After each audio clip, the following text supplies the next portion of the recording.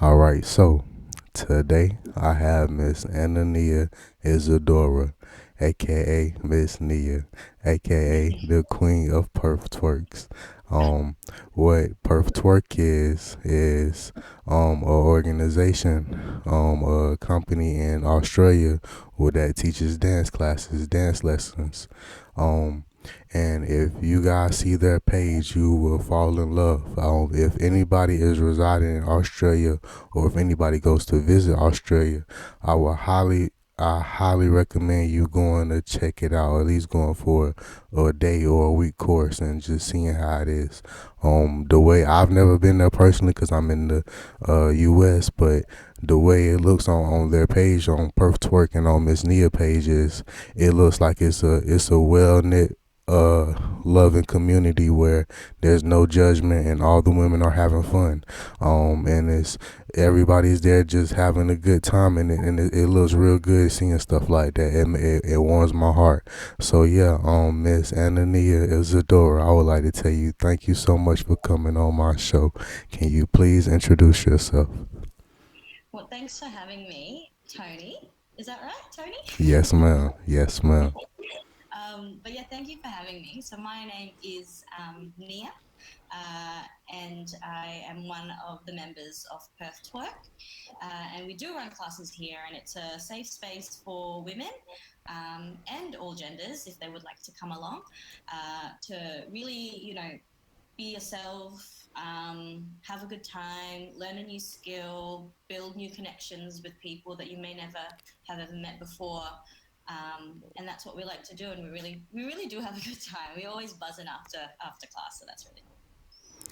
Yes, ma'am. Yes, ma'am. I think that's great. Okay. And another thing I like, I don't know if I might have made a mistake earlier, is I really like how you cater a lot to women, but at the same time your company has open arms towards all genders. And I think that's great. I think that's awesome. Shout out Perf Twerk. Oh, that's cool. That's Thanks. cool. Okay. So, Miss Nia, my first question for you is, how long have you been a dancer? I've been dancing for most of my life, actually. So I grew up in Papua New Guinea, and there's not much to do, I guess, there when I was a kid, anyway. And we were part of a very close knit Filipino community that would have parties all the time. And as part of these parties, my mum actually got a group of kids together, and she was my very first choreographer at the age of 7. What? And yeah, and so we would dance at these parties, and that kind of really started my love for dance. So we were called the Kunai Kids, and Kunai in Pidgin English from Papua New Guinea means community house, or like a space where people gather and be together. So that's what we were called. And from there, I guess I just did dance, as many dance classes as I could. I did some through high school as well, a lot of hip hop, which I thought was, I think I went into hip hop because that's something that a lot of Filipino dancers love to do, is hip hop. We all want to be Jabberwockies. So that was my area. And then in at university, I started doing a lot of Latin and Latin fusion. And then throughout my 20s, yeah, I just continued with hip hop and Latin. I lived in Mexico for a little while, and really kind of got my salsa on there, and loved the Latin dancing that I got exposed to over there. And then, yeah, a couple of years ago, I found twerk and have stuck with it because, like I said, it's a place where I feel I'm not judged. I feel that how I look and how I am is okay, and it doesn't really matter if you have a big booty or if you've been dancing before. Like, there's women that come to dance classes that never have danced before, and it's just really quite empowering and liberating for them, because one of the things about twerk is um, it's come from it comes from a place of cultural significance, and that one of its original uses was for women to come together and bond and share their feminine energies. And it was a dance used for ritualistic fertility purposes as well. So it's really a way for women to come together and be together and really celebrate each other. So that's the community that we've built with Perth Twerk, and it's going strong. I mean, we've just released our new classes, and it's the first time that we have multiple courses going on at once. So that's really exciting for us. And I think, yeah, twerk is just another part of my dance journey, and it's something that I think I'm going to stick with for a while. Yes, ma'am. Yes, ma'am. My next question for you is, whenever you, okay, so you said you've been to Mexico, you've been to the States, you've been to Papua New Guinea. I apologize if I said it wrong. Um, and also you're currently in Australia. Where are some other countries that you've been? Um, so I've been to quite a number of countries. I actually keep a bit of a list. I'm a list person. So I actually have been to about 64 countries. Your face. Yeah, so that's the reason why I'm always so broke, because I've used most of my earnings to travel. But I've also had a really, I've been privileged enough to work as well overseas, and I used that opportunity to go to different countries. Before I've only been in Perth for 6 years, and I moved here because I needed to get a job. So prior to being here in Perth, I was living in Ghana in West Africa, and I was working over there. And I never thought that I'd go to Ghana ever, or West Africa ever. So while I was there, I took the opportunity to travel throughout West Africa, which was really fascinating and exciting, and sometimes like scary because you're not sure. But I didn't feel at all like unsafe or anything, because I think when you're traveling, if you're kind to people and you show people, you smile at people, and you don't act like an asshole to people, then they're going to reciprocate that back. So, like, even when I was living in Mexico, I hitchhiked a lot. Like, I don't Yeah. know, a lot of people thought I looked Mexican too, so maybe that was in my favor. But yeah, I just think that if you treat people with kindness and respect, they're gonna do the same back to you most of the time. So um, yeah, I mean, I love to travel. I feel like it enriches your soul, and it's healing for me. Every time I've gone through periods of dark times in my life, I've always decided to just leave and go somewhere else and find myself there and heal myself. So I feel like travel is an escape and a place of solace for me. um, yeah. Yes, ma'am. Yes, ma'am. Um, my next question for you is, okay, so you've been, wait, first you said you've been to 64 countries. Yes. I think that's amazing.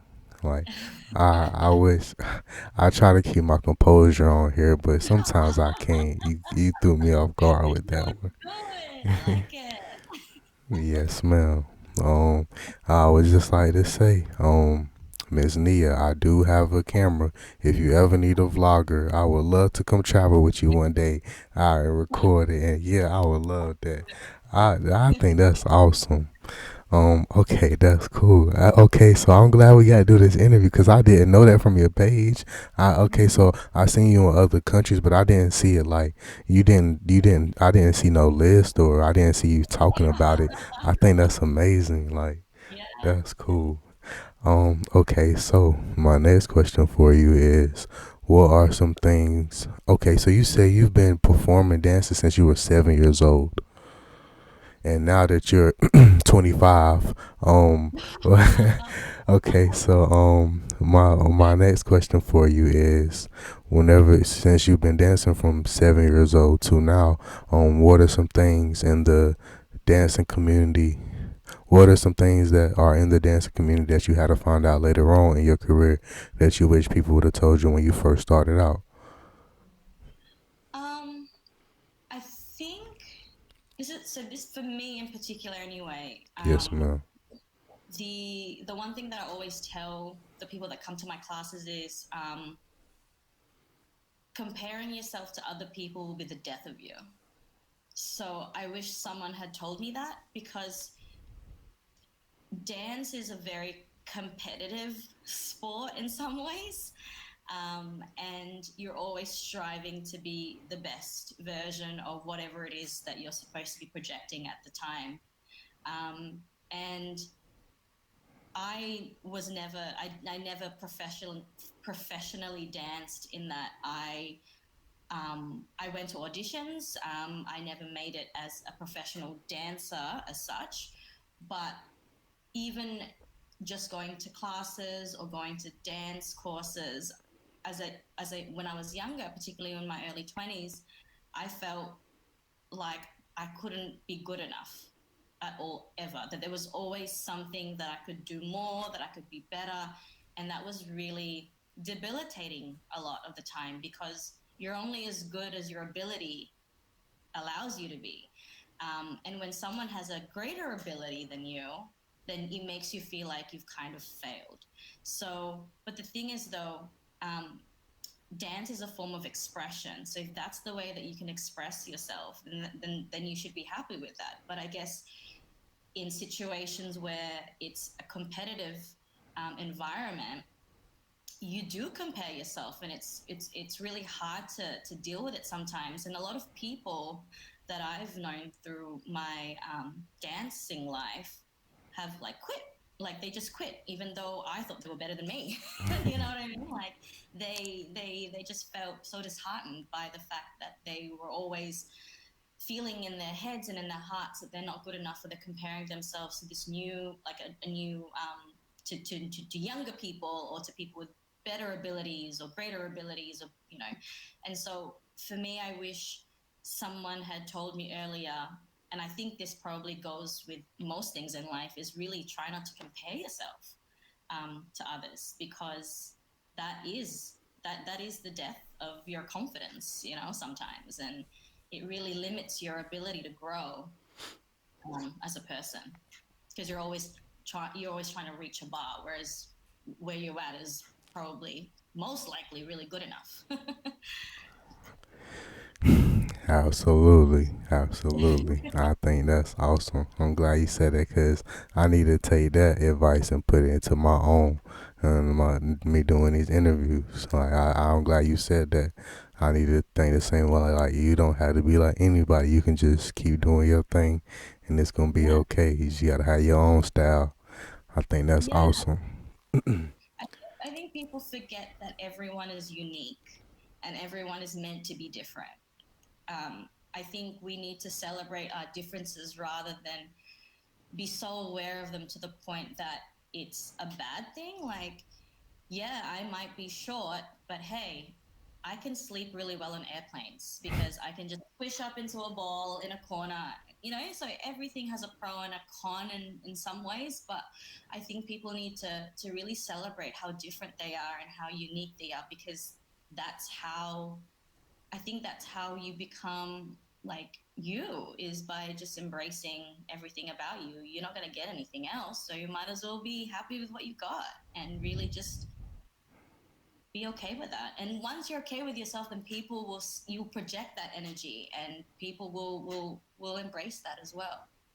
Yes, ma'am. Yes, ma'am.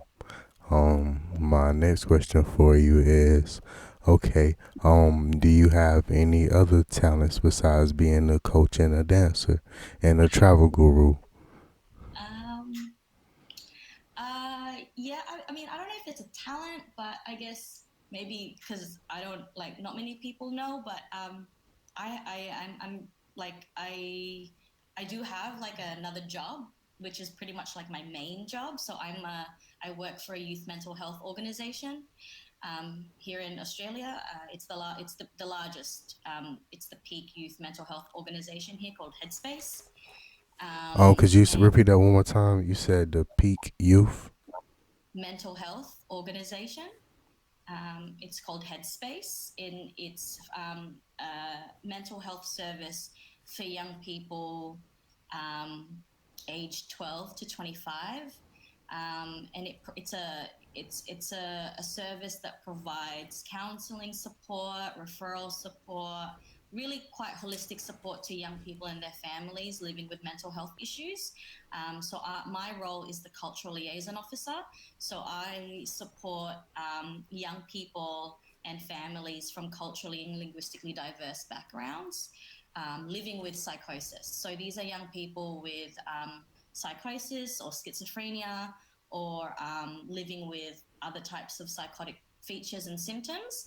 And they come from backgrounds from like culturally and linguistically diverse backgrounds. So migrants, refugees, asylum seekers, Aboriginal and Torres Strait Islander young people and families. So as you can probably appreciate, when it comes to mental health, a lot of these communities and societies don't either engage in help seeking behaviors around mental health because it's taboo, they don't have the language to articulate it. The countries where they've come from, it's highly stigmatized or it was criminalized previously, or people were ostracized from their communities because they felt that, you know, their their psychosis or the symptoms of the psychosis is a punishment for previous wrongs. So there's a lot of like cultural nuances and religious um, and traditional considerations that we need to take into account when working with young people and families from these backgrounds, because there's so many different um, perceptions, values, beliefs that come into play that may not be aligned with Western medicine. So we need to be. So my role is to make those considerations at the forefront of the treatment, so that we can actually ensure that we're helping in the best way possible. That's trauma informed. So that's my role. That's what I do Monday to Friday from 9 a.m. to 5 p.m. And then I dance at night and on the weekends. But so that's yeah, so that's me. I guess that's my 9 to 5. Um, yeah, I have a bachelor of social science, majoring in social policy and criminology, and a master's in international and community development. Um, and that's the reason why I have had the opportunity and privilege to travel because of my degree and I guess my area, like my job. So I've worked with the United Nations. I've worked for the Australian Red Cross. I've worked for Save the Children Australia. So yeah, so that's kind of the reason why I've been. And when I was in Ghana, I was working for Care International UK um, there. So community development and international aid is kind of my jam. And my area of, I guess, interest or expertise is around youth development and working with marginalized populations like refugees and asylum seekers and migrants. So that's kind of the other side, that the other hats that I wear. Yes, ma'am. Yes, ma'am. You must have a lot of patience. Like I applaud you for that, cause I and a strong heart and a strong man the that the I don't have a strong heart, Miss Nia. The things that you do to people who you interact with, like I wish the best for them, but it don't I don't feel right, man. It's not for me. Like I try to help out anybody who I can, but me having to deal with it every day, like Miss Nia, I don't. That takes a strong person. That's what I'm gonna say. I apply you that to the fullest. I think we need a lot more people like you. That's amazing, and I also like the fact that you don't just do just from middle school to high school. You do like 12 to you said 12 to 25. Like what? That's amazing. Like I don't think I okay where I'm from we don't have any organizations like that. Like all the organizations where I'm from they stop as soon as you turn 18. Everything's cut off. Like Mm. that's perfect. Um, That's perfect. And I bet I think. just yes, ma'am. Oh no, sorry. Go on then. Sorry, I No, it's interrupted. okay. Go ahead. Go ahead. Yeah, I think a lot. Yeah, I think it's. I think that we need to so particularly young people. Yeah, youth doesn't stop at 18. it continues after that. And I think you I think if we don't support young people who are vulnerable, particularly with mental health issues, um, into their early 20s, we're setting them up for failure, because that's a period of time where you're supposed to be, going to university or college, or you're supposed to have a job, or, a lot of young people these days have so many responsibilities. They might be caring for younger siblings, they might be caring for their parents, they're going to school, they've got a job, and if you add mental health into that mix around this really quite critical age period for young people, going from adolescence to young adulthood, um, it's just the vulnerability and the stress is so intense that we need to make sure that we support them until they're somewhat able to functionally recover on their own. And that takes a while. It's a process. Yes, ma'am. Yes, ma'am. Um, okay, so you said your company that you work for right now is called the Peak Youth Mental Health Organization. Did I Yeah. say it? So yep. So that's it's called Headspace. It's Headspace. Yes, ma'am. yeah, it's the national body for all things youth mental health here in Australia.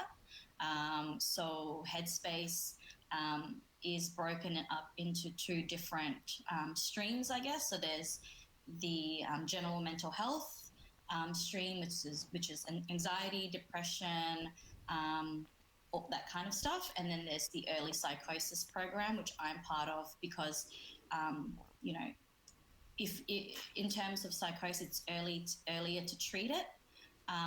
The earlier you treat psychosis, the better it is in terms of functional recovery for young people. And also, if you prolong treatment for psychosis, it's a greater likelihood that you'll develop schizophrenia at a later age. So, getting in early and supporting young people and their families through it in a holistic way, and not just the young person, but the whole family unit as a whole, is really important, because um, it's not just the young person that's living with psychosis, it's everyone else around them as well. Yes, ma'am. Yes, ma'am. My next question for you is, okay, okay, does Headspace have its own Instagram page? Uh, Headspace, they do, but each Headspace center has their own, I think. So there's a lot of Headspaces all over Australia. Um, and I'm not sure if there is one for the main one in Melbourne. So Origin Origin is the main body that runs the Headspace centers all over Australia. So Yes, I'm not ma'am. sure actually. Okay. The reason why I asked that, or my next question is, where can people, if anybody would like to contribute or help out, Headspace or the Pete Youth Mental Health Organization, where can they find it at?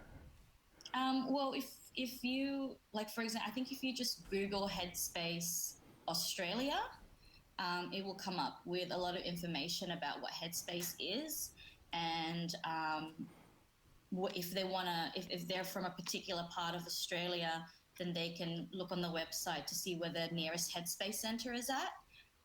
Here in Perth, there's quite a number of Headspace centres, and it's really the place to go if you're a young person that is going through something right now, and you don't know what to do, where to go.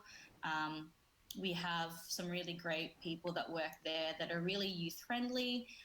They get it. They've been through it themselves, most likely, and they are understanding and supportive. And it's a very youth friendly service, and it's a judgment free zone, totally judgment free zone. Yes, ma'am. I think that's amazing.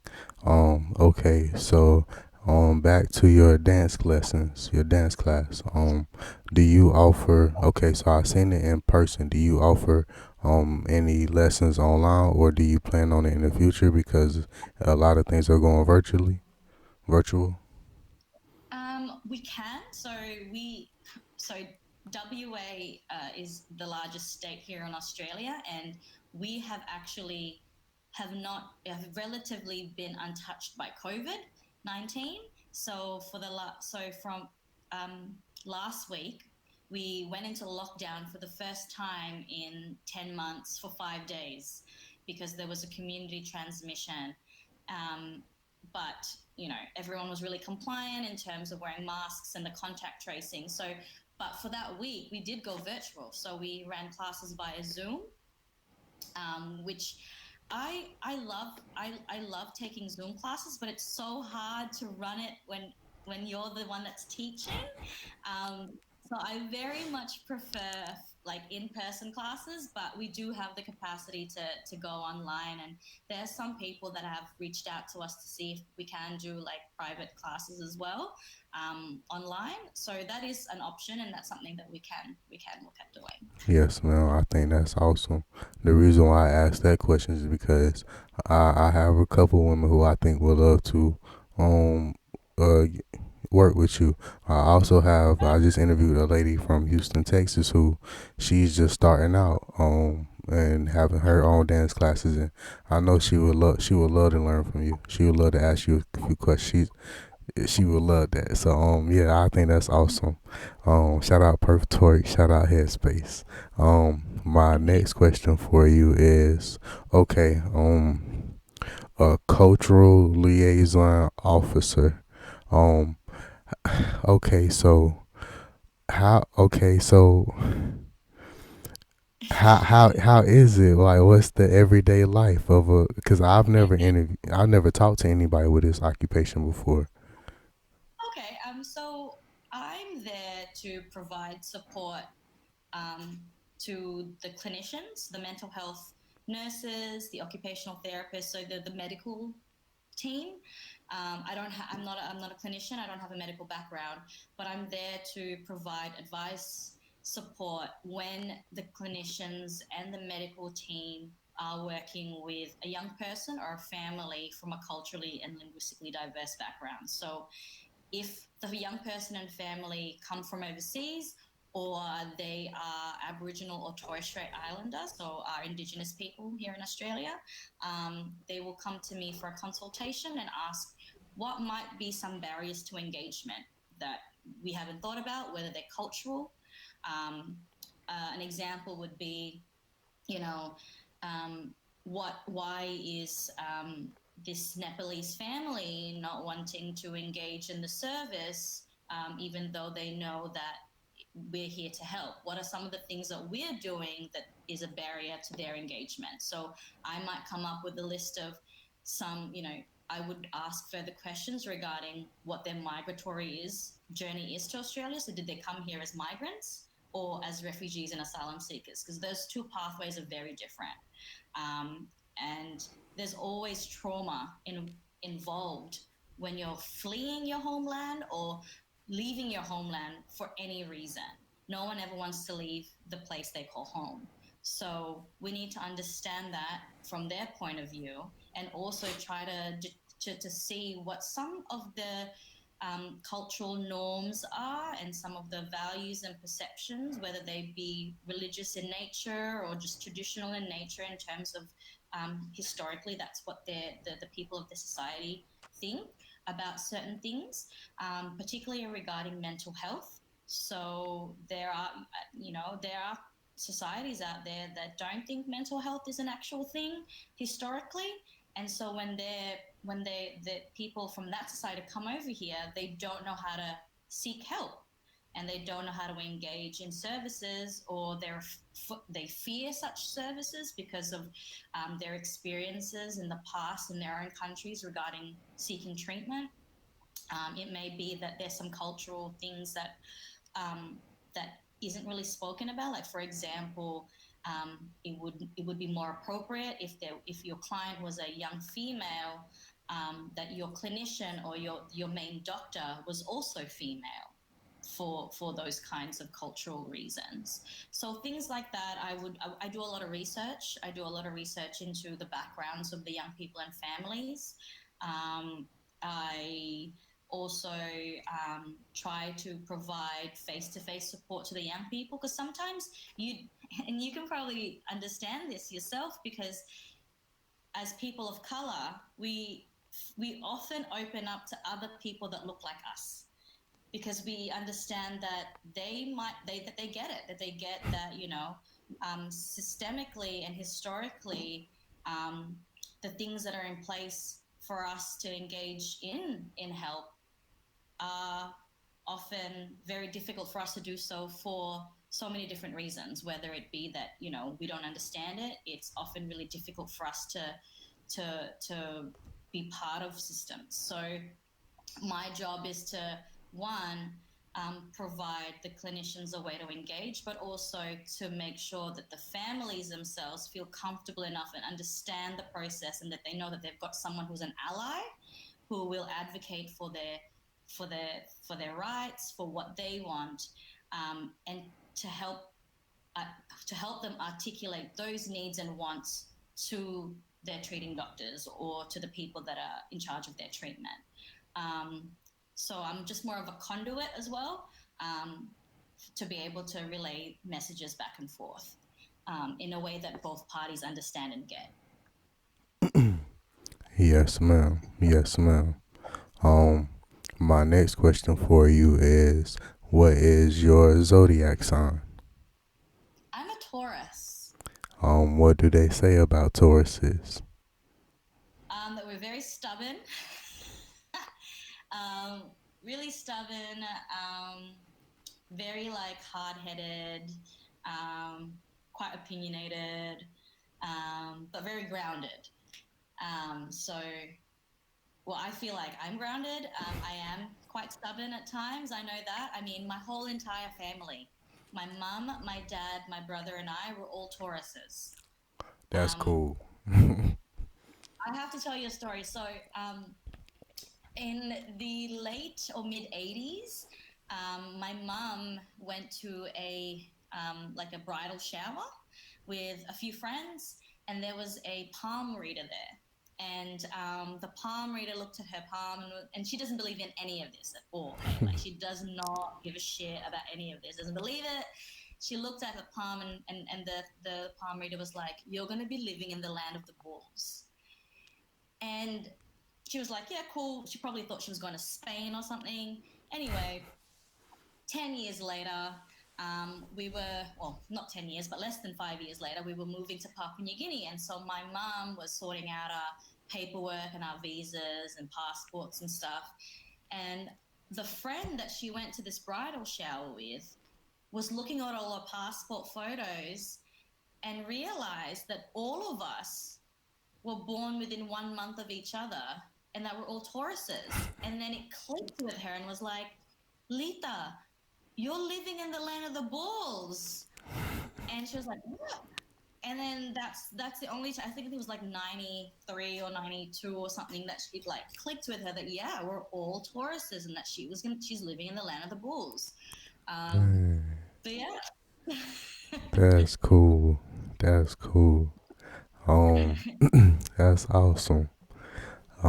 My okay, that's cool. My next question for you is, okay, so you said, may I ask where you're originally from? Yeah, so I'm Filipino. So I was born in the Philippines. Both my parents are Filipino, but my dad, my grandfather actually, he fought in the Vietnam War, and he when he came back when he went back to the Philippines, he wasn't making enough money, and he had to support his five children.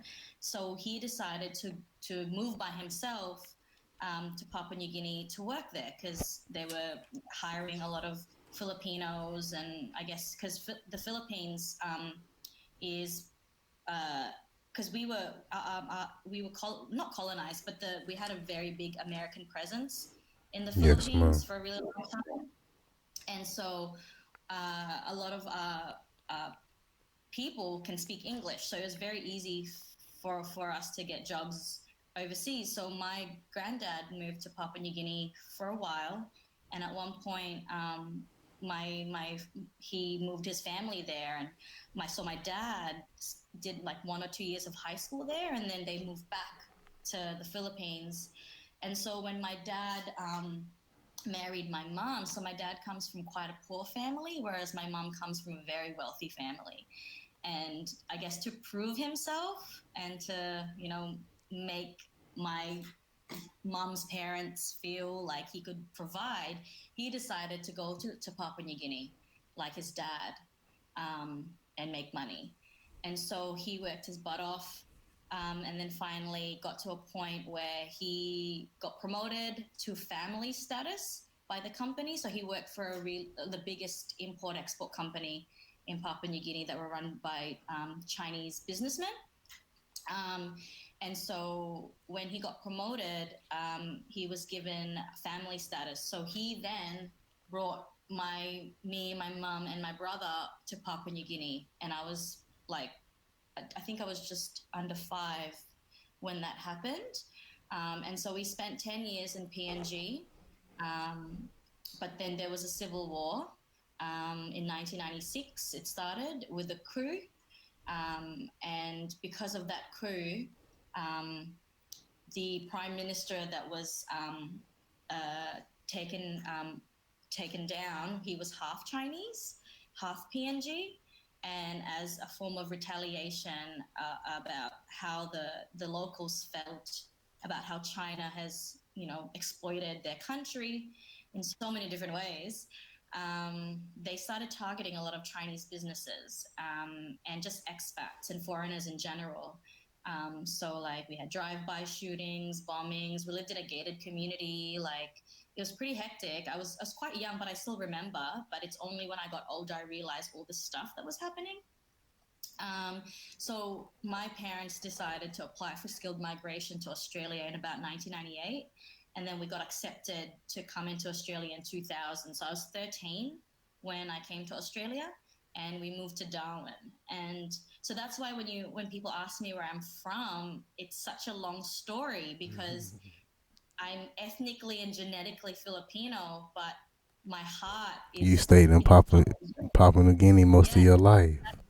Yeah. yeah, as a young child, yeah. And I think we became Australian citizens in 2002. And so, yeah, so Perth is actually the longest place I've lived in as an adult. I've been here for 6 years. It's the first time I feel like Australia is my home because I've been here for quite a while. And like I said before, I traveled a lot. And so in my 20s, so I never stayed in one place for very long, for work and for travel. So, yeah, so long story short, that's it. Yes, ma'am. Well, That's okay. That was great. I love hearing. Man, please express yourself. I love it. I love hearing it.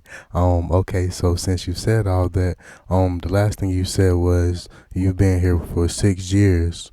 You've been in Perth for 6 years now, and now you feel like you like to call Australia home. With that being said, what makes Perth different than the rest of Australia? I think I've never really, I feel like I have roots here now. I think because we moved around a lot, um, even in Lay, I mean, we moved houses quite a bit because of bad stuff happening. But I only spent maybe 3 years in Darwin, and then I moved again, and I went to university in Sydney, and that was a 3-year university, and then I moved again. So I've never stayed in one place long enough to feel like I belong there. Um, and so, and for me, that's another part of my story is I've always felt like I've never belonged anywhere. So that sense of belonging for me has always been quite vacant and not present in my life. And so that's why when I met these girls from Twerk, I was like, oh, I feel like I actually belong to something. Which because of the fact that I went to primary school in another country, high school in another place, university in another place. I didn't have like friends that I could hang out with all the way from primary school, high school, and sometimes I get really jealous when I meet people and they're like, yeah, I'm hanging out with my high school friends because I don't have continuous friendship groups. They've always changed or evolved because of my movements. And so I guess the reason why I call Perth home is, yeah, I've established roots here. I've got a car here. I've got a dog. Um, I've got friends now. I just feel really settled here, and I feel like it's a place that I can call my home, and I can see myself here in the long term, which I've never really felt before in Sorry. anywhere else. Bless you. Thank you. Yes, ma'am. So that's why. Yes, ma'am. Yes, ma'am. All right. So, Miss Nia, my next question for you is, what's your favorite color? Teal. Has teal always been your favorite color? No, no. For a really long time, I was into blue. Blue was my color, but I really like teal.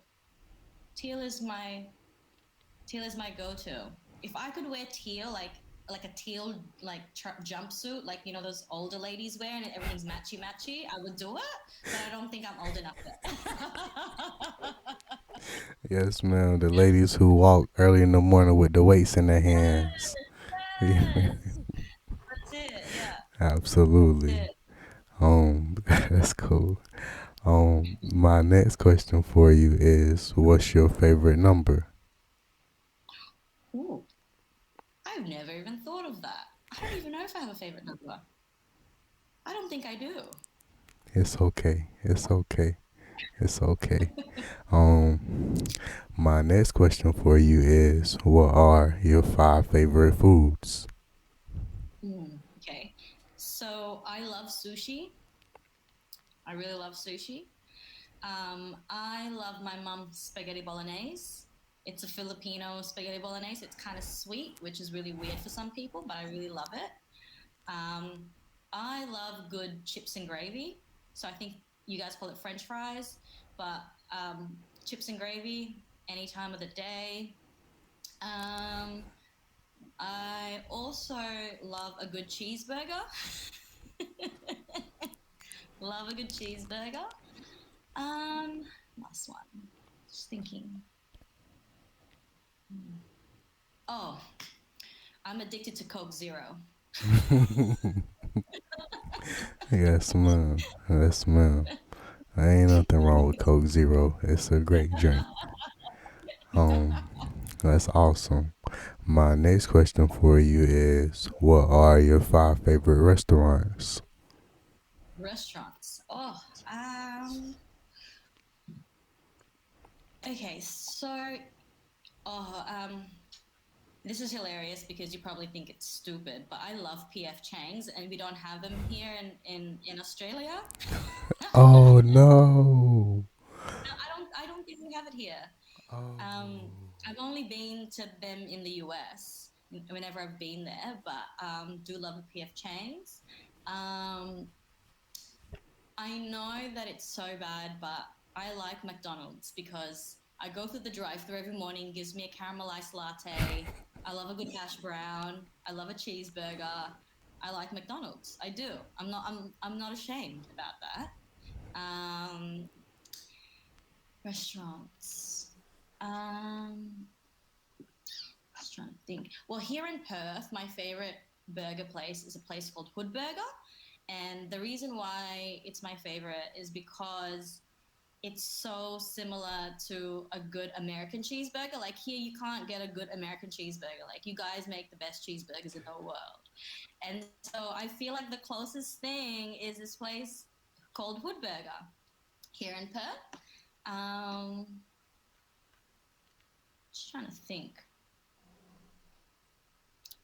Think that's pretty much it in terms of things I can think in terms of like restaurants, though. Yes, ma'am. Yes, ma'am. I I'm sorry I don't have a PF Chang's. I apologize, man. Okay, do you guys have a Chipotle? No,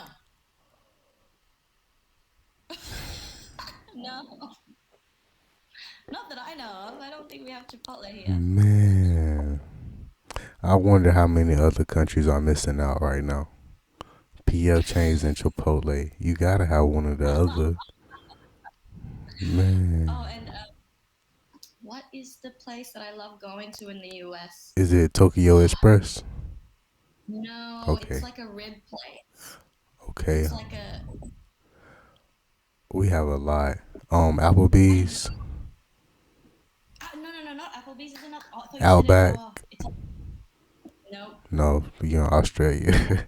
Okay, Yeah, we Applebee's, Outback, TGI Fridays, um, not that. Red Robin, Longhorn Steakhouse, Texas Roadhouse. Um, man, I feel bad now. Let me think. Okay, Carolina Ale House. No, that's No, man. it's. A real place. I know people are watching this where I'm from. Like, dude, is this? uh, man, I know it's on the tip of my tongue, and I thought you said it when you said Applebee's, and I was like, oh, and I was like, no, it's not that. It's not that. It's definitely not that. Oh, what is it called? I'm trying to Every think. time I go, it's gonna come to me at like 2 a.m. this morning. In the middle of the night, it's gonna come to me. Yes, ma'am. Yes, ma'am. Um, do you like to cook? I do actually. I do like to cook. I don't have a lot of time these days to do it, but it's one of those things where it's very relaxing for me. I'm not the best cook. I'm one of those hit and miss cooks, but I do like to cook. Um, but yeah, I don't really have time to do it because I'm so busy. Um, so I because of the fact of like coronavirus, it's here in Australia. So I live in Perth. My parents live in Darwin, still in the Northern Territory, and my brother lives in Melbourne. So we're also separate, and we haven't seen each other in probably like face to face in about 18 months. And so, like we see each other like this, like FaceTime, Zoom, whatever. And I'm finding myself like I can't wait to go back home to my parents' house so I can just lie on the couch, have my laundry done by my dad, and my mum just like feed me, like constantly feeding me, that's just like my dream. And just like eat all the foods that I haven't been able to eat, or like even if I can cook it myself, it's not the same, you know? So yeah. Yes, ma'am. Yes, ma'am. Um, okay. What are some foods of your mother's that you miss? Well, like I said, I miss her spaghetti bolognese, the Filipino version. She also makes this amazing cured meat dish, which is it's cured pork that you usually have for breakfast called tocino, and it's delicious. And you have it with rice and like pickled papaya and a fried egg, and that's like a staple Filipino breakfast. But I have it like as a snack for lunch, for Anytime. afternoon tea. So whenever I go back to either the Philippines or even just to my parents' house in Darwin, they know they have to have unlimited tocino for me because that is what I will eat on the regular. That's all I crave. Um, my mom also makes amazing spring rolls. They're Filipino spring rolls. They're called lumpia, and it's just so good. And it takes her like 2 days to make them because she like prepares everything herself, and then she freezes What? them, and then she fries. Yeah, she's so good. But it's really funny because my dad's the better cook. So my dad makes like amazing like roast chickens, and he makes really good adobo, which is like a very staple Filipino dish that most people, when they think of Filipino cuisine, they think adobo. It's like it's a potato, chicken, pork stew that's got like soy sauce, and so it's a dark stew, and you have it with rice, and it's just so good. Um, but yeah.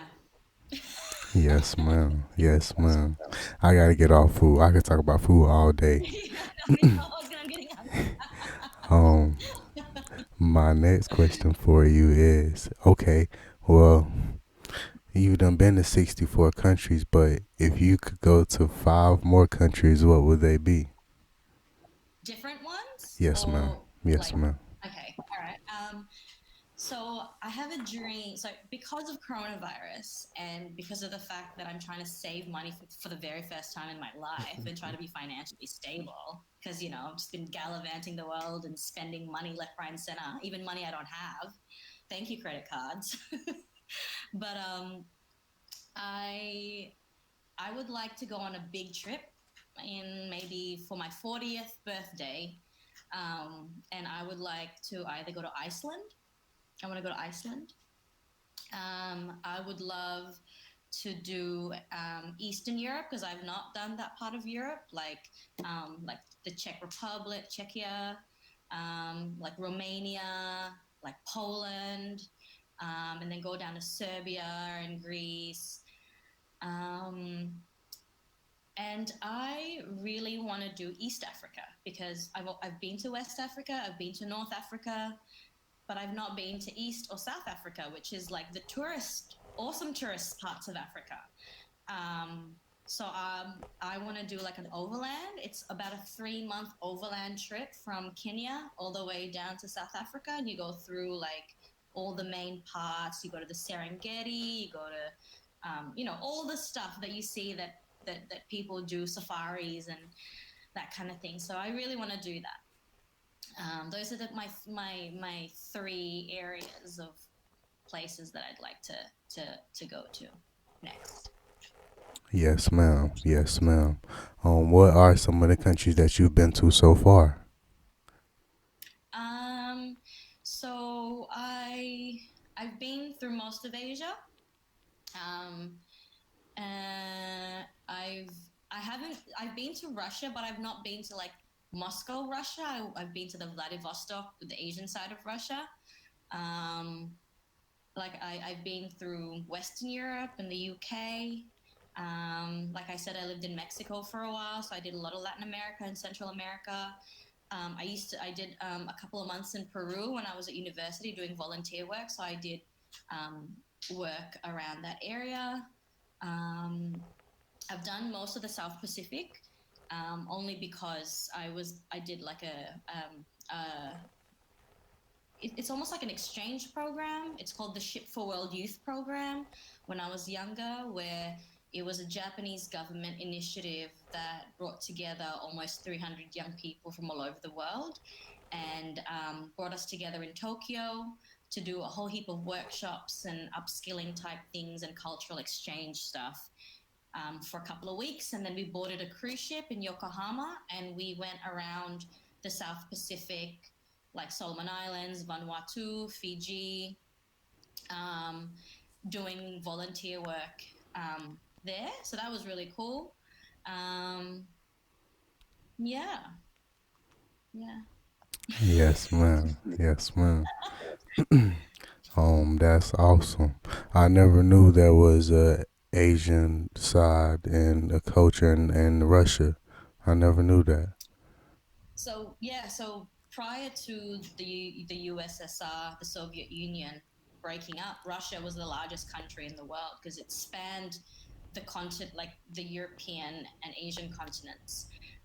So Russia still is it is still the largest country. It's just there's parts of the western side of Russia that have broken off into smaller countries that used to be part of the former Soviet Union.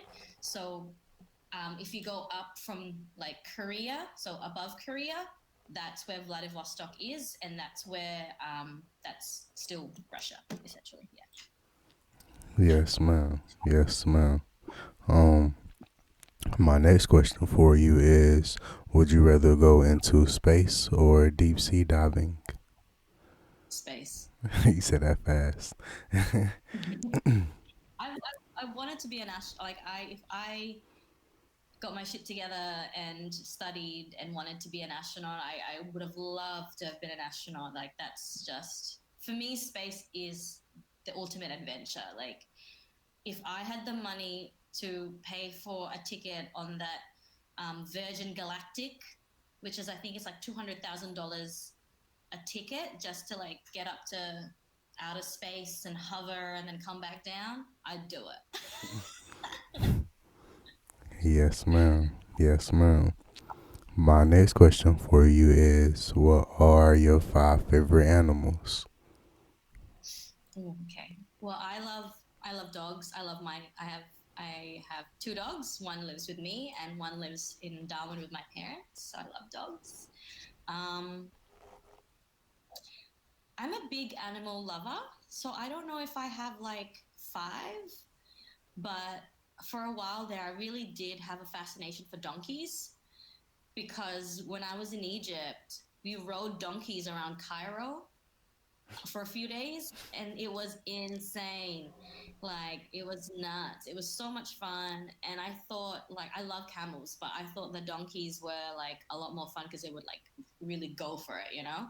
Um uh yeah, I mean I love all animals. I think we have to be kind to any sentient living creature. So but yeah, I'm a big dog lover.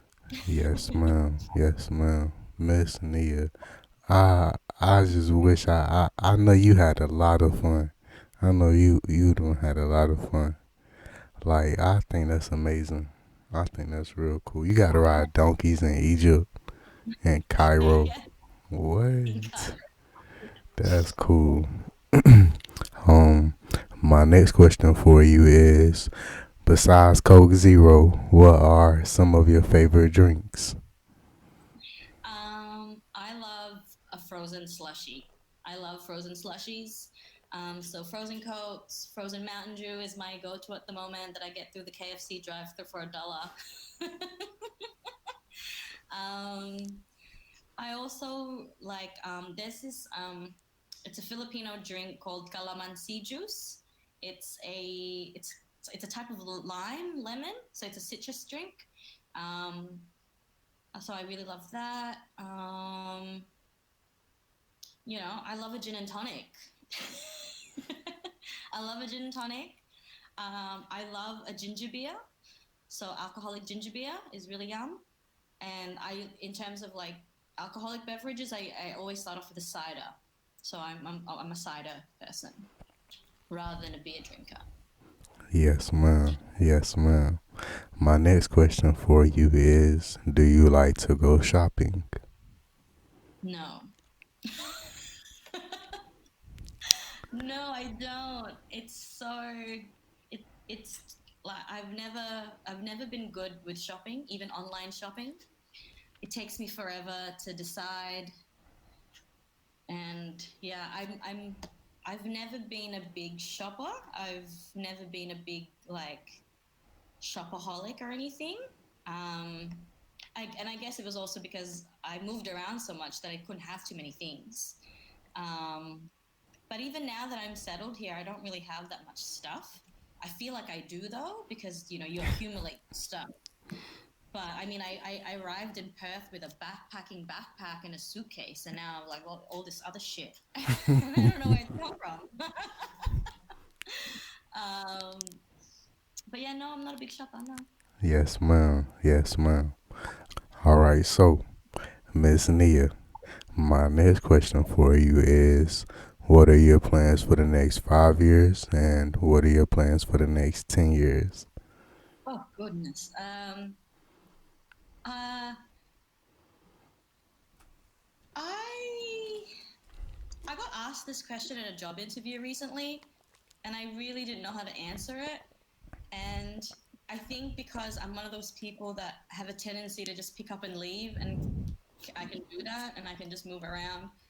I never previously thought of this question, but now I think I would like to still be here in Perth for sure. Um, I would like to still be in the same job that I'm in at the moment because I love it. Hopefully, I'm still dancing. I'm getting a bit older and I think I need to get reconstructive knee surgery soon. It's true. My right knee hurts a lot more these days than ever before. Um, and yeah, I would love to be able to move my parents from Darwin to Perth because um, my brother and I don't live there anymore. They do have some friends there, but um, I think for me, like for me, I am not particularly, you know, wanting to have children. I don't know if that's something that I want. I think maybe because I'm around kids all the time and young people, I don't feel the need to. But um, I would really like to be able to support my parents in particular. So I would like to move them down to Perth to be near me because they're getting older. Like my dad's retired, and he's got a business that he runs on the side as a migration agent, and I help him out a lot with that. And my mom has been getting quite sick lately with like just illnesses, and and it worries me sometimes that there's no one there that could like just go over and help out or look after them. And so I would like to do that. I'd like them to be nearer to me, closer to me, so that I can like we could that it just a support for them, and also I guess for me as well. But I feel like we've spent a lot of our a lot of my 20s being away from family, and even till now, that I would really like for them to be closer to me. And I'm single. My brother has a partner. He's got responsibilities, and he's in Melbourne. And Melbourne's very busy, too busy and too hectic for my parents. Whereas Perth's a bit more chilled, a bit more laid back. And they've said to both of us that they feel that they could navigate it a bit more, easier. So yeah, I'd like to have my parents move down to Perth in the next 5 years. Um, yeah, I think that's kind of where I'm at. Yes, ma'am. Yes, ma'am. I think that's cool. I think that's awesome. Um, my next question for you is, what is your message to the women of the future? Um, hmm. I think I think my message would be, particularly for women, is, and this is something that I'm guilty of too, and I think it's something that all of us do all the time, is we have a tendency, like I said before, to compare ourselves to other people, especially to people that we feel we should be more like or should be as good as. Um, I wish I wish when I was younger, someone had told me that you you're amazing as you are. You're unique. You're good enough. Not that people said otherwise, but even if people don't say it to you, you absorb that stuff through osmosis, through things that you hear people say, through what's going on in the media now, social media. There's all these standards that we feel that we have to aspire to or ascribe to, whether or not people are telling us to do that or we're telling ourselves to do that. So particularly for women, I think we have such a massive tendency to do that I wish at a younger age, from the very beginning, um, we're told that we're enough, that we're okay as we are, that we don't need to be more than what we are, and to love ourselves more. Because, and this is something my mom always used to tell me, is you have to love yourself, because at the end of the day, you're the only one that's going to love yourself as much as you want to be loved.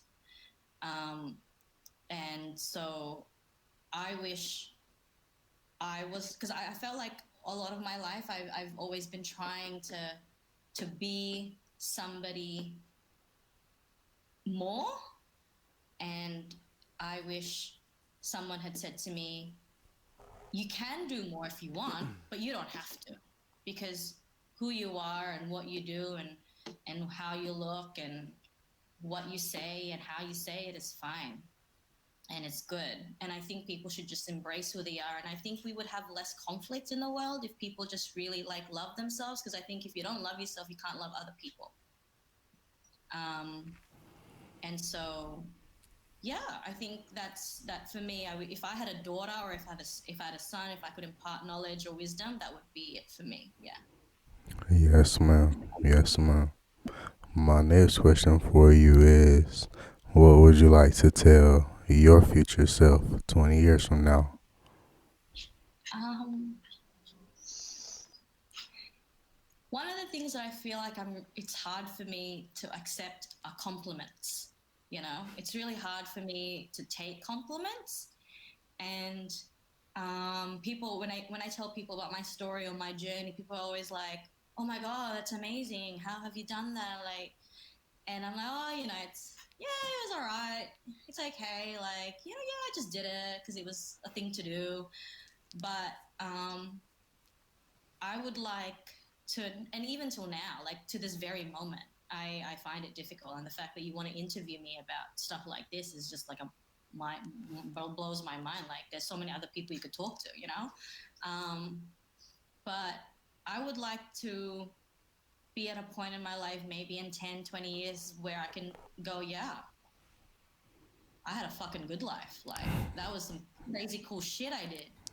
Yeah, like what a journey, like what a life you lead, you led. And I think maybe when you're not living that life, that's when you appreciate it more because you don't have it anymore. So maybe I need to appreciate it what I got now because I don't want to go, oh, I didn't appreciate that enough in 20 years time. So I try to be as present as I can be, which is something that's very difficult. Yes, ma'am. Yes, ma'am. I think that's cool. This has been a great interview. My next question for you, for real, you've been giving me terrific answers. Um, Oh, my next question for you is: are there any shout outs that you would like to make to your friends or to your family? well, yeah, I mean, well, I'm definitely going to send this eventually to my parents. So I'm going to say hello to my parents, Jose and Lita in Darwin in the Northern Territory. Yeah, totally. Woo. And to my brother in Melbourne, Jose, as well. His name is Jose too, and his partner Michael, because they're going into lockdown again because there's another community transmission. So hello to them. And obviously to my girls at Perth Twerk, to Chloe, to Christy, to Renee, to Heidi, and to Crystal. Those are my girls. They're the best. They've always been so supportive of me and of my twerk journey. And we've all learned so much together. And we've gone through so much together. And yeah, they put up with me in my stubbornness, which, not many people can. So yeah. Oh, Yes, and ma'am. also to my best friend in the world, Maddie. She lives in Minnesota. She's been in forced lockdown since October because her mums are, frontline essential workers. So she's been in lockdown herself. And yeah, so she's like my bestest friend. And you say her name. Say her name one more time, Miss Katie. Mm. Her name is Madeline. Miss Madeline. Okay, shout out Miss Madeline. Um, that's awesome. How did you and Miss Madeline first meet? We met in Ghana. We were both working there. So she was working for a Ghanaian school with the Mayo Clinic for a couple of months, and I was working there. And we met through mutual friends. There was like a big party at someone's house. All these like foreigners gathered together to get lit. And she was the most lit person there. And I was like, I love you. You're my best friend. Let's be friends. And um, yeah, we've really fostered like a real sistership. Um, we're not just friends; we're like sisters. I talk to her more than anyone, besides my parents, and she lives all the way across the other side of the world. I visited her when one of my really good friends was getting married in Mexico. I detoured to Chicago because that's where she was living at the time, and I visited her there. And then 2 years ago, we met again in Turkey, in Istanbul, because she was living in London doing her master's. And on the way back to the US, she came to visit me and met me in Istanbul. So we really try as much as we can to see each other when we're able to. And here, and now that we're on other sides of the world, we probably like Zoom or FaceTime maybe once a week.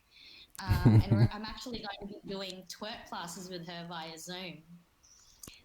So she's like, why don't you teach me how to twerk? I'm like, how am I supposed to teach you how to do that? And she's like, online. I was like, oh yeah, Shout out I Miss heard of. Madeline. Shout out Miss Madeline. That's awesome. You should interview her. She is fascinating. She is one of the most fascinating, most amazing. So I learned a lot of my like body positivity stuff by being around this woman. Like she would get she would do this thing where when she She would get might up be in the mad you about morning. to say this. Nah, she would get up in the morning, and the first thing she would do is look at herself in the mirror, and she'll go, oh yeah, that looks good. Yeah, she's very like, she's all about self-love. She's all about like, just really embracing who you are. And I feel like I've learned a lot from her and about loving yourself, because she's if you ever interview her, and I think you really should, you will understand. You'll get it. Yes, ma'am. Would you like to be in the interview with me and her? Would you like to be there Yeah. on call? Yeah. Oh my goodness, that'd be so fun. You won't get a word in. Like, if like, like all over the shop constantly. And then we'll just talk shit, and then all of a sudden we're laughing and stuff, and it's just Yes, ma'am. Yes, ma'am. I would love to have you and Miss Madeline on my show together. Absolutely. we we actually watched President Biden's inauguration together. It was like so early for me. I don't know what time it was. It was early morning for me. It was morning for her, and like it was so funny because she I was it was streaming through a local channel here in Australia through your CBS, and she was watching just one of your channels, and I was getting it quicker. Isn't that something? Now that's crazy. Yeah, I What? know. Like what?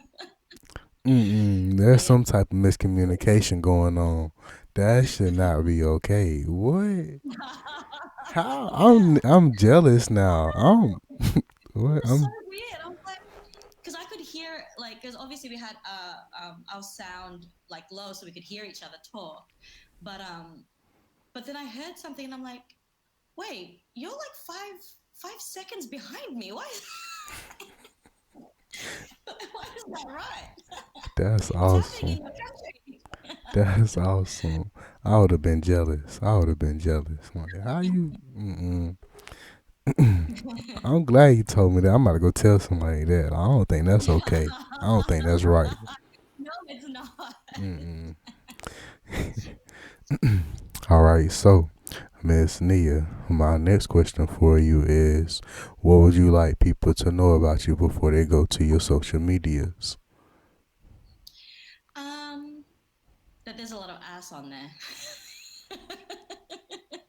That's what I tell people, because like people at work, so I don't often tell people my Instagram handle at work because it's professional environment. But they're always like, "Oh, do you have Instagram?" And I'm like, "Yeah, I do, but I don't have a personal Instagram." Like, I refused to get Instagram until 2019, because I was like, "There's just too much social media. Like, I can't handle it." There was like Snapchat. Like, I never even got into that.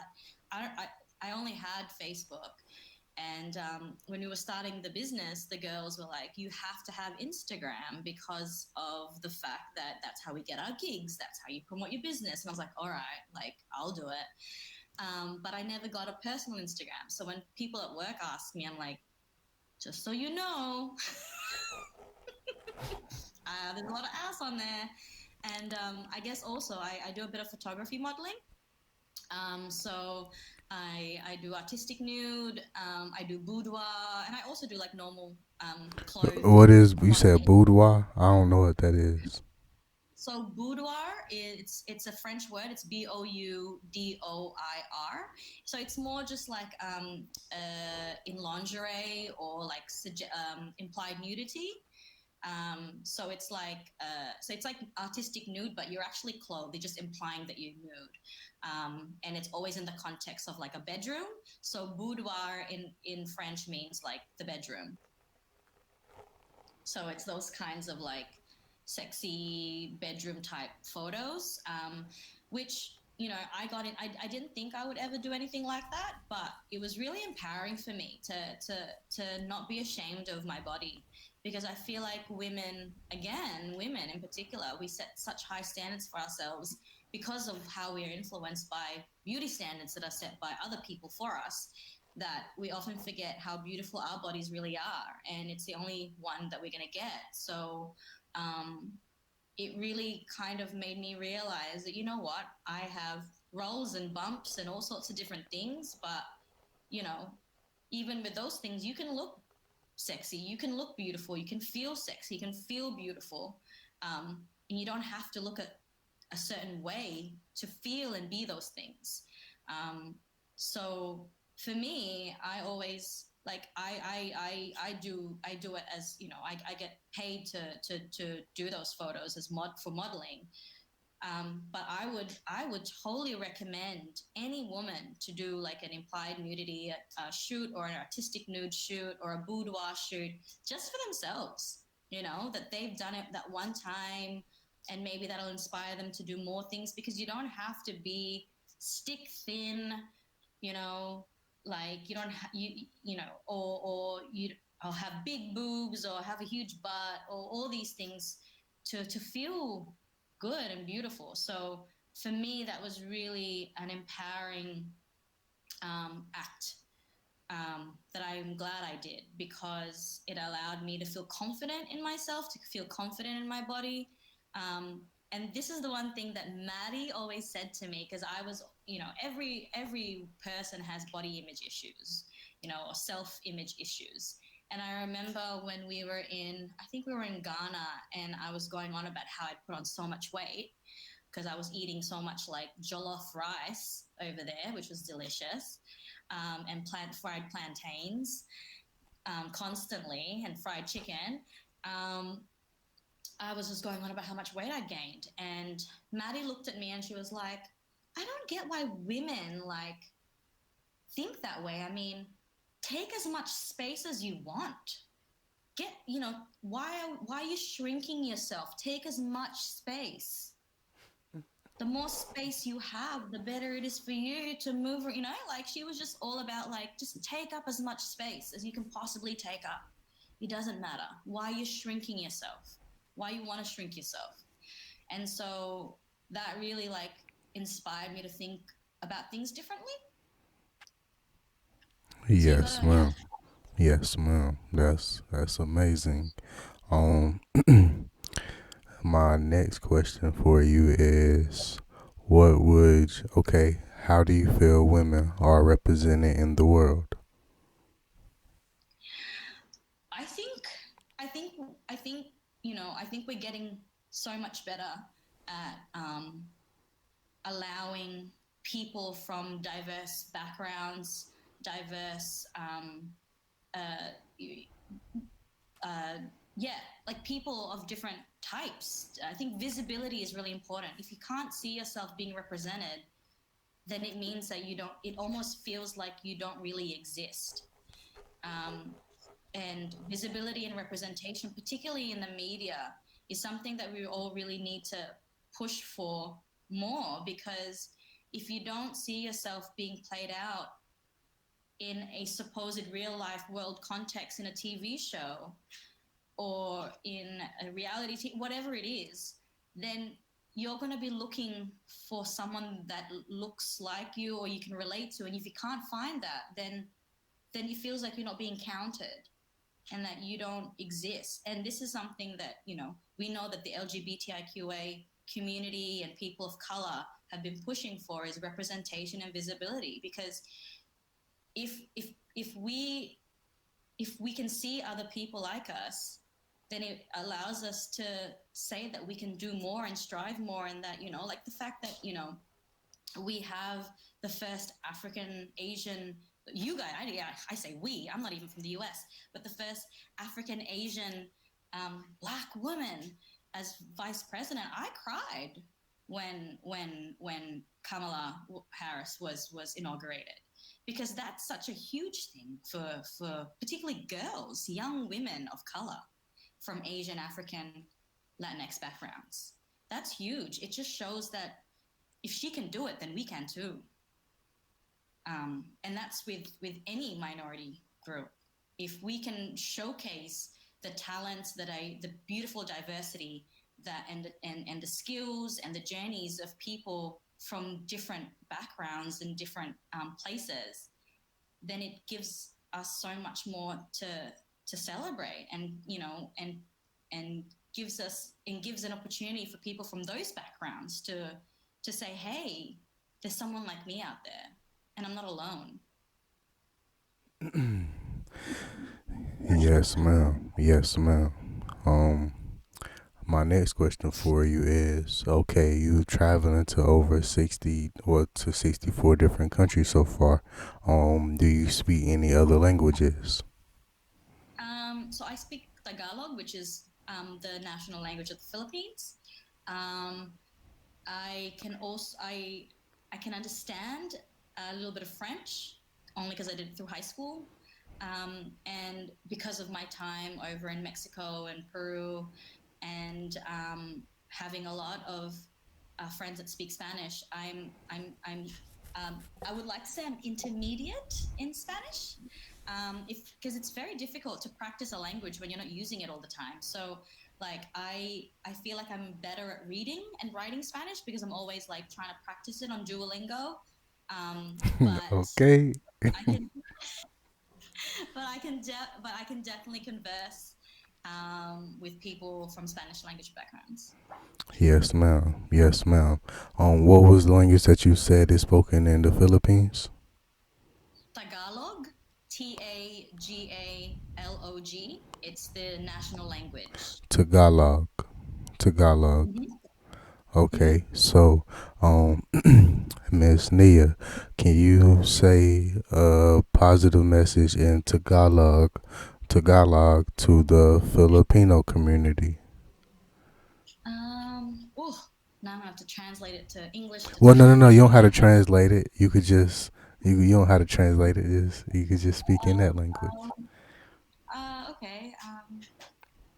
Maraming salamat po um, sa mga opportunities na nabigyan sa akin ng mga mag-anak ko. Tas salamat po sa mga kaibigan ko, tas mga pamilya ko sa Sorsogon, tas sa Laguna. Um, Hope na kayo ay safe, tas walang nangyayari kayo doon sa inyo. Um, Salamat po. Yes, ma'am. Yes, ma'am. My last question for you, Miss. Okay, no, pop up PNG. What language did you say they speak? They spoke Pidgin English, Pidgin, which is a well, that's what it's called, but they have different like dialects from the different areas, and same with the Philippines. The Philippines has so many different languages, but the national language of Papua New Guinea is Pidgin, and English as well. Yes, ma'am. Um, I remember I could speak it when I was younger. I can understand a little bit of it now, but yeah, I was quite young when I left, so um, and I haven't spoken it since. Yes, ma'am. Yes, ma'am. My last question for you, Miss Nia, is what would you do if you were the president? Ooh, um, that's a really tough question because I think I don't know. I would like to do good things. I mean, I think hopefully most people that are in positions of power like that would have the right intentions and the positive to do positive things for the world. um, I would I would very much, the one thing which I hope happens for you guys is free education for all. Real. I feel like, yeah, I mean, if I was a leader of a country, I would push for free education for all. Um, and and that's not just education in normal, school stuff. I mean, the arts, fund the arts, fund artists, creatives, um, you know, more increase increase classes, cultural classes in high schools, so that we know our history, and particularly here in Australia. And from my experience of going through high school in Australia, I didn't know anything about the Aboriginal culture and Aboriginal people of this land until I did my own research and started working in an Aboriginal community after university. So I think in Australia, um, there used to be so many different tribes, so many different skin groups, so many different Aboriginal languages, but now it's all dying and it's all going away because it hasn't been preserved and it hasn't been taken seriously enough by our governments. Um, and so we have now people in Australia that don't even know what the history of this nation is, which is extremely sad because, you know, this country is a country of migrants. We weren't like, none of us are from here except for the Aboriginal people that were living here at the start, at the beginning. And so I would like, if I had some power, I would make sure that every person um, had had been exposed or is familiar with history and culture, particularly the Aboriginal um, history and culture of Australia. Yes, ma'am. Yes, ma'am. Well, Miss Anania Isadora, it was an honor having you on my show. I'm really glad you took the time out your day to give me the chance to interview you. Um, do you before we okay? Is there anything that I didn't ask you, or is there anything that we didn't talk about that you would like to say? No, I feel like we've talked about so many different things. It's been really fun. Thank you so much for wanting to interview me. I'm so humbled and I feel so privileged that you wanted to talk to this random chick who's twerking over the other side of the world, over in Perth. And it's so early for you. I can't believe it was 4 a.m. You should have told me. I would have done it another time that's more convenient for you. I'm sorry about that, but thank you for wanting to interview me. And it's been such a great talk. And I have so many people that I want you to interview now. Like, I'm just gonna be like, oh my gosh, here's Madeline's thing. Here's Chloe's thing. Like, I think, yeah, there's so many. I think it would be it's such a fun project. Good on you for doing this. You're giving a voice to all these people that would not have had an opportunity to otherwise. So, Yes, ma'am. Yes, ma'am. You and all of your friends are welcome anytime on my show.